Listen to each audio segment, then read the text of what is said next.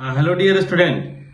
तो basic electrical B double E और B triple E का फर्स्ट लेक्चर में मैंने आप लोग को बताया कि एसी क्या है और डीसी क्या है, एसी और डीसी में एडवांटेज और डिसएडवांटेज क्या है।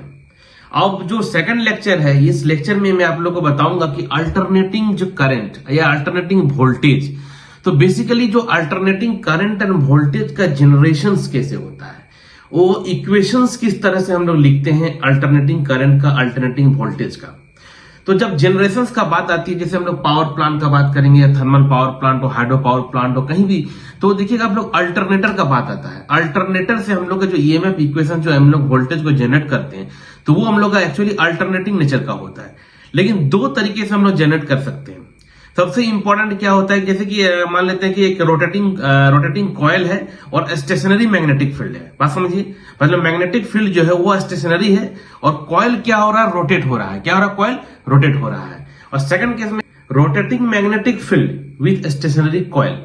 तो दोनों में हम लोग बेसिकली किसको यूज करते हैं, इस लेक्चर को आप लोग ध्यान से देखिए। इसमें आप लोग को पूरा क्लियर हो जाएगा कि generation of alternating current end voltage किस तरह से होता है, इक्वेशंस किस तरह से हम लोग लिखते हैं। तो इस वीडियो को आप लोग ध्यान से देखिए, नोट्स बना लीजिए। So okay, topic is simple generation. Important है आप लोगों के लिए generation and equation, generation and equations of alternating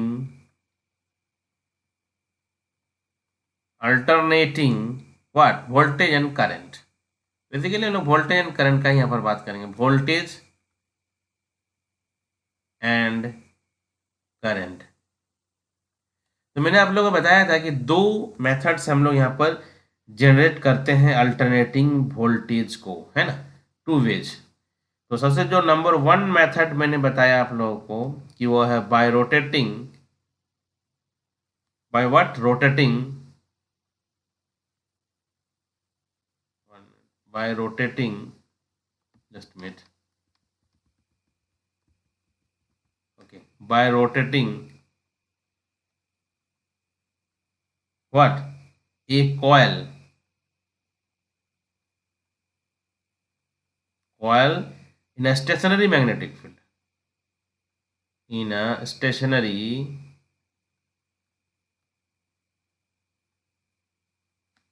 magnetic field,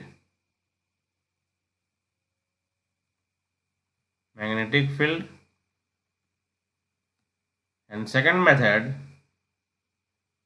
by rotating, just ulta, by rotating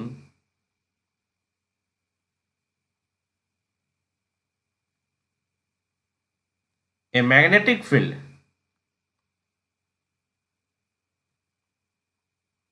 by rotating a magnetic field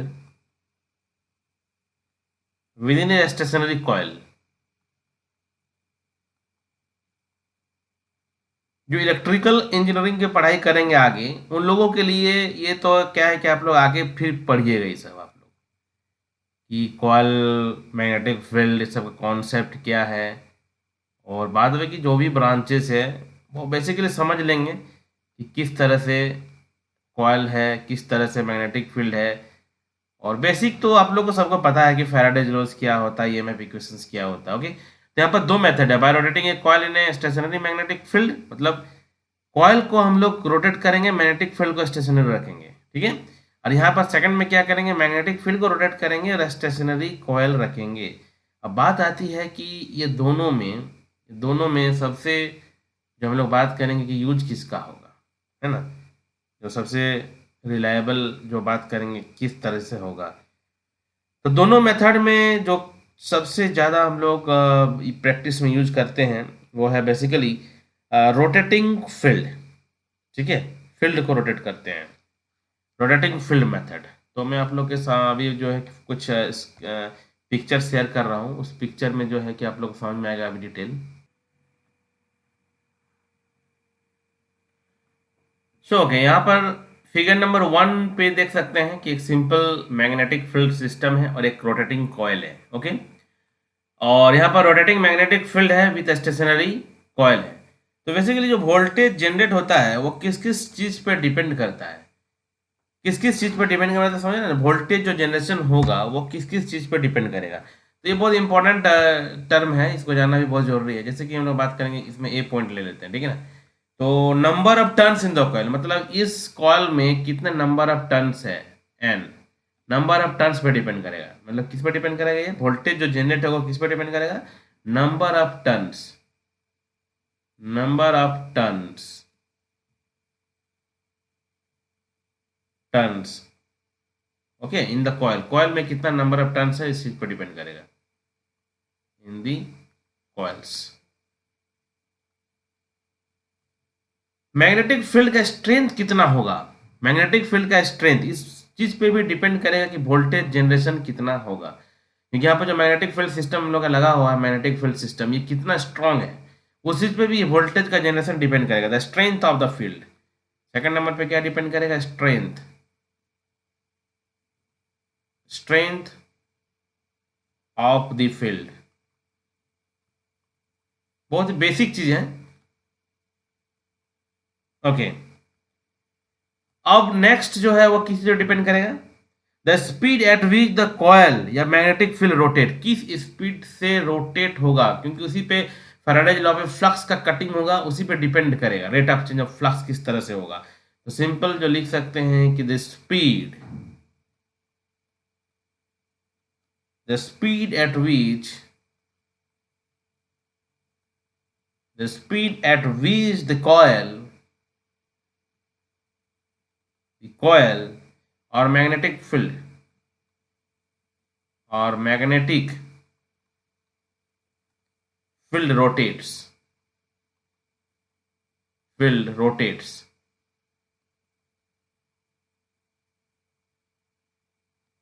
field rotates, magnetic field rotates। तो ये तो मैंने simple सा बताया कि जनरेशंस जो है, कि हम लोग जो भी पावर प्लांट होगा कहीं पर, जो भी मोटर्स जनरेटर यूज करते हैं, अल्टरनेटर, ये किस किस चीज पर डिपेंड करेगा, अल्टरनेटिंग जो वोल्टेज होगा। अब आती है बात की जो इक्वेशंस के बारे में, मैंने जो बात कहा कि इक्वेशन कि अल्टरनेटिंग करंट जो हम लोग बात करते हैं वो इक्वेशंस किस तरह से होता है, equation, simple equations of alternating voltage and current बहुत इंपॉर्टेंट है। आप लोग अभी बेसिक फर्स्ट ईयर में है, सो आप लोगों के लिए बेस चीज जानना बहुत इंपॉर्टेंट है, अल्टरनेटिंग वोल्टेजेज एंड करंट।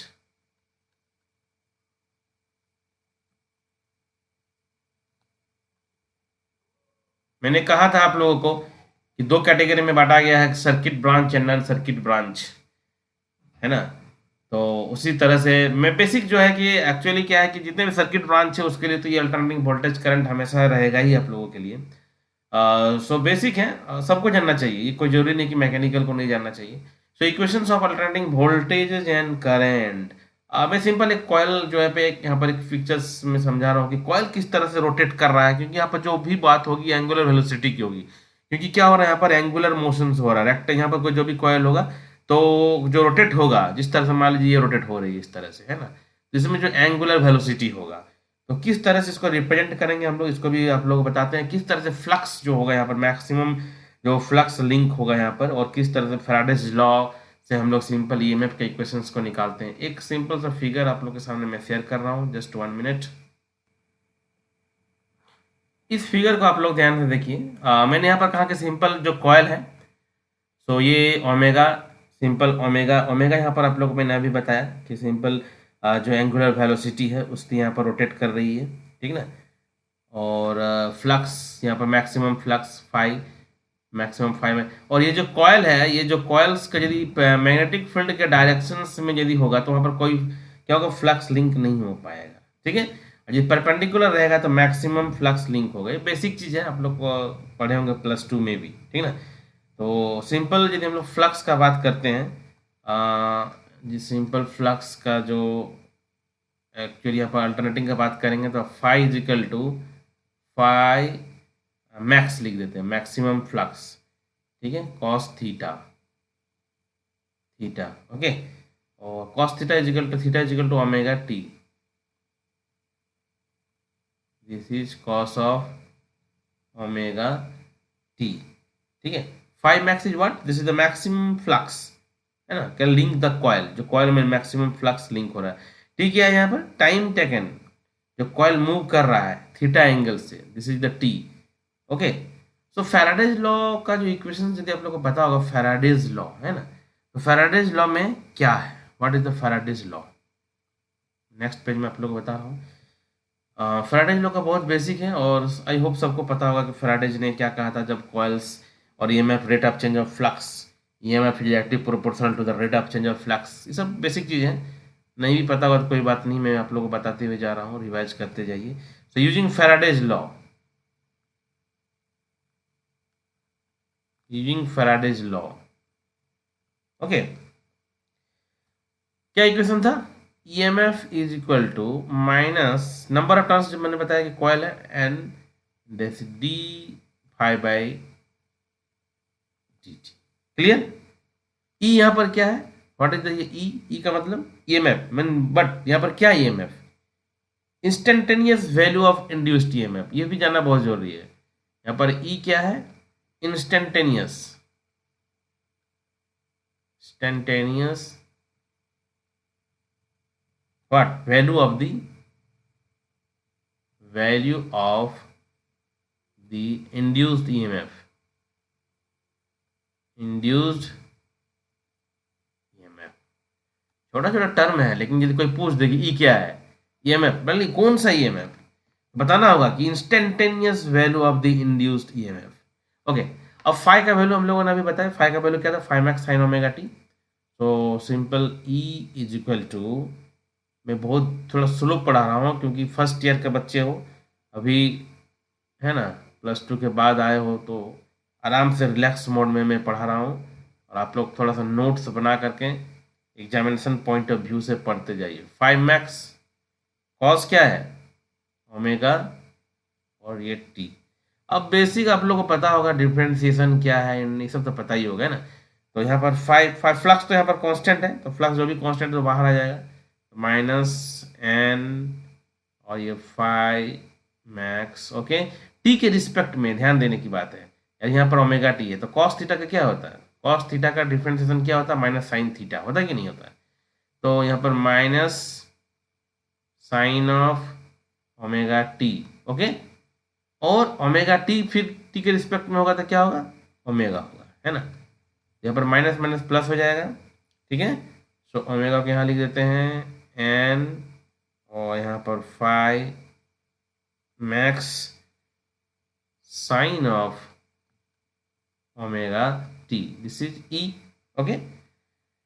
सो ये जो टर्म है इसको हम लोग थीटा के फॉर्म में लिख सकते हैं, e is equal to omega N phi max sine of theta, ठीक है, साइन ऑफ थीटा। ये ऊपर वाला जो था इसको इक्वेशन नंबर 1 मान लेते हैं, जो फाइव वाला इक्वेशन था, आगे ये इसको इक्वेशन नंबर 1, ये इक्वेशन नंबर 2, ओके। अब ये जो वैल्यू है, ये मैक्सिमम वैल्यू कब होगा यहाँ पर, जब साइन थीटा इजिकल टू 1 होगा, होगा कि नहीं होगा। E will be maximum when sin theta is equal to 1, clear, sin theta is equal to 1। so simple हम लोग लिख सकते हैं कि जो E है, E will be maximum when sin theta is equal to 1 हो जाएगा, तो E का वैल्यू क्या हो जाएगा, E max हो जाएगा, ई मैक्स का वैल्यू क्या आ जाएगा, omega N phi max, clear, omega N phi max. So जो ईएमएफ का इक्वेशन है, इक्वेशन नंबर 2 को हम लोग इस तरह से कुछ लिख सकते हैं, e is equal to e max sine of theta, लिख सकते हैं कि नहीं, ये इक्वेशन नंबर 3 लिख दिए। सिमिलरली यदि हम लोग इन alternating current, instantaneous value of alternating current को लिखना चाहेंगे तो I इज इक्वल टू क्या लिख सकते हैं, I max sine of theta. Clear है कि नहीं है? सो अल्टरनेटिंग करंट और वोल्टेज, अल्टरनेटिंग जो इक्वेशन है ई मैक्स साइन थीटा और आई मैक्स यहाँ पर साइन थीटा। ठीक है, बेसिकली अभी लोड वोड के बारे में आप लोग को बाद में बताऊंगा। रजिस्टिव लोड होता है, कैपेसिटिव लोड होता है, इंडक्टिव लोड होता है ना। तब वहाँ पर फेज का कॉन्सेप्ट आप लोग को मैं धीरे धीरे बताऊंगा, फेज एंगल, क्योंकि यहाँ पर देख सकते हैं करंट और वोल्टेज सेम फेज में है ना। सेम फेज समझ रहे हैं ना, मतलब थीटा थीटा देख रहे हैं ना, ई के लिए भी सेम फेज है और आई के लिए भी सेम फेज है ना। लेकिन ये जो है रजिस्टिव लोड के लिए है, लेकिन जब लोड का वेरिएशन हो जाएगा तब different different angles, phase angles, सब कॉन्सेप्ट आप लोग अभी बताएंगे नेक्स्ट में। सो यहाँ से अल्टरनेटिंग करंट अगर वोल्टेज का यदि हम लोग डेफिनेशन का बात करें तो मैंने बताया था है ना कि सर्किट डायरेक्शन जो होगा चेंज होगा है ना, रिवर्स होगा रेगुलर इंटरवल में। तो अल्टरनेटिंग वोल्टेज एंड करंट का हम लोग के पास इक्वेशन आ गया है। अब इसका नेचर के बारे में हम लोग समझते हैं। मैं अभी अभी अल्टरनेटिंग करंट वोल्टेज का नेचर आप लोग बताने जा रहे हैं, जस्ट वेट 1 मिनट। तो देख सकते हैं सिंपल, ये क्या है, अल्टरनेटिंग साइनसोइडल वेव्स है ना, साइनसोइडल नेचर का वेव है। तो यहाँ पर आप लोग देख सकते हैं कि ये कंप्लीट वन साइकिल है। ये क्या है, सिंपल जी, हम लोग यहाँ पर जीरो बात करेंगे, यहाँ पर यदि हम लोग पाई बात करेंगे, और ये है मेरा 2 पाई। ये कंप्लीट साइकिल के लिए, कंप्लीट वन साइकिल है ना। इक्वेशन तो हम लोगों ने समझ लिया, e is equal to e max sine theta, i is equal to i max sine theta है ना। और मैक्सिमम वोल्टेज ई है, इंस्टेंटेनियस वोल्टेज ओमेगा टी, समझ में आ रहा है क्या है। सो ओमेगा का मतलब क्या होता है, इस सब का मतलब क्या होता है, नेक्स्ट आप लोग हम बताने जा रहे हैं। ये साइकिल क्या है, एम्पलीट्यूड क्या है, फ्रीक्वेंसी क्या है, बहुत बेसिक चीज़ है। यदि हम कोई पूछेगा what is cycle, what is amplitude, what is frequency, what is time period, तो सब चीज़ क्लियर हो जाएगा वन बाई वन करके। सो ओके, यदि हम लोग बात करेंगे कि simple cycle, what is cycle, cycle क्या है, पॉइंट नंबर 1 पे हम देते हैं cycle. What is cycle, cycle क्या है, तो one complete set of positive and negative value of alternating quantity. मैं समझ में आ रहा है क्या बता रहे हैं, ये एक पूरा जो पॉजिटिव देख रहे हैं, जो पूरा जो नेगेटिव, ये पूरा देख रहे हैं, ये पूरा वन साइकिल, पूरा 0 से पाई से लेके 2 पाई तक जो हो रहा है, ये कंप्लीट, इसको हम लोग बोलते हैं cycle. One complete positive and negative value of alternating quantity is known as cycle. ठीक है, मतलब सिंपल डेफिनेशन में यदि हम बात करेंगे लिख सकते हैं। आप लोग नोट्स के लिए मैं कोशिश कर रहा हूँ कि आप लोग नोट्स बना लीजिएगा। So one complete set of positive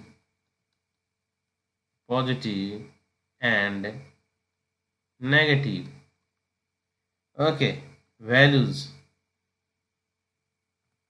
what of an alternating quantity, और कुछ भी करंट वोल्टेज अल्टरनेटिंग क्वांटिटी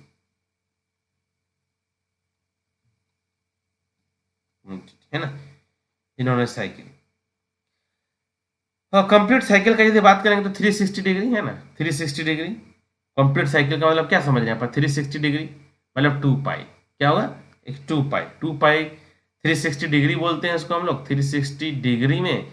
और यदि हम लोग रेडियन का बात करते हैं तो 2 पाई, इसको रेडियन में कहते हैं, क्या कहते हैं इसको हम लोग, रेडियंस में कहते हैं, रेडियन में। ठीक है, तो रेडियन और डिग्री, सबको भी जानना बहुत जरूरी होगा जब न्यूमेरिकल आप लोग बनाइएगा तब। नेक्स्ट में आते हैं एम्पलीट्यूड, बहुत बेसिक चीज है एम्पलीट्यूड। ओके, क्या है amplitude, what is amplitude, maximum value, जो पॉजिटिव और नेगेटिव का जो मैक्सिमम वैल्यू होगा, ये जो देख रहे हैं आप लोग है ना, ये जो देख रहे हैं, ये मैक्सिमम वैल्यू, मैक्सिमम वैल्यू जो है, simply the maximum value, the maximum value positive और negative of an alternating quantity, the maximum value. ठीक है, पॉजिटिव और negative,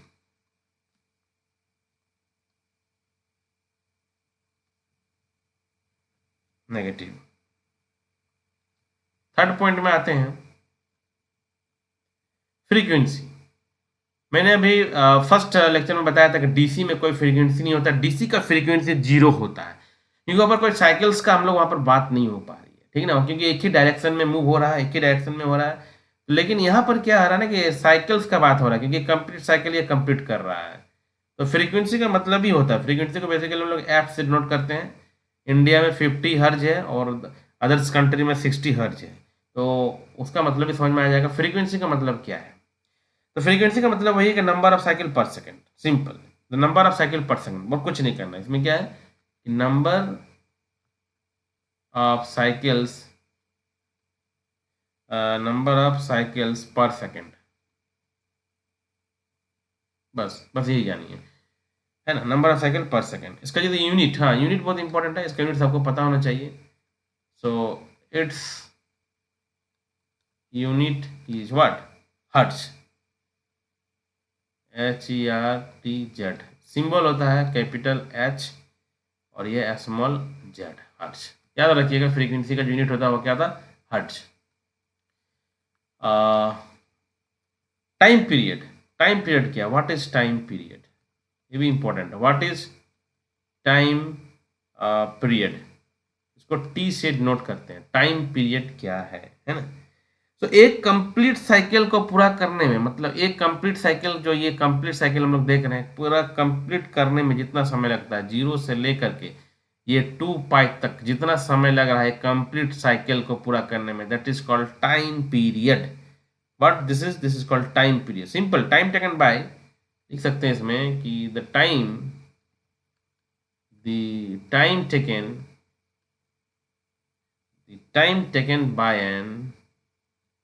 by an alternating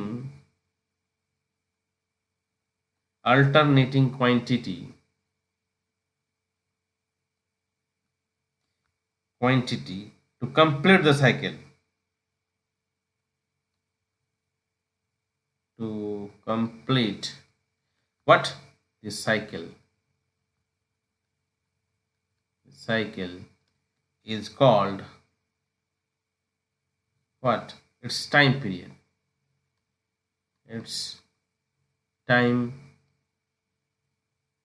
period, okay, time period. 50 hertz हम लोग यदि बात करें ना, जैसे बताया ना कि मैंने, हम लोग का जो सप्लाई है वो कितना होता है, 50 हर्ट्ज।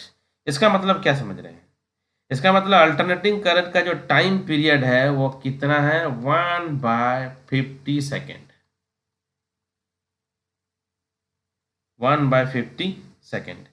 मतलब सिंपली जो टाइम पीरियड होता है, वो टाइम पीरियड जो होगा वो रेसिप्रोकल ऑफ फ्रीक्वेंसी, ठीक है, या frequency is equal to just 1/t, ठीक है। तो कुछ बेसिक चीज मैंने आप लोगों को बताया अल्टरनेटिंग करंट के बारे में, है ना, कि कैसे जनरेशन करते हैं, इक्वेशंस किस चीज पर डिपेंड कर रहा है, कॉइल्स का जो कॉन्सेप्ट है यहाँ पर, है ना, और ईएमएफ का इक्वेशंस के बारे में, और cycles, amplitude, frequency and time period. Okay, so यहाँ तक आप लोग इसको नोट्स बना लीजिए। नेक्स्ट लेक्चर में हम लोग जब समझेंगे, अभी उसमें समझेंगे कि रूट मीन स्क्वायर क्या होता है, RMS value of alternating current क्या होता है, एवरेज वैल्यू क्या होता है, फॉर्म फैक्टर क्या होता है, इस सब चीज़ों के बारे में हम लोग नेक्स्ट लेक्चर में समझते हैं। तब तक आप लोग इसको नोट्स बना लीजिए अच्छे से। So okay, bye all of you, take care.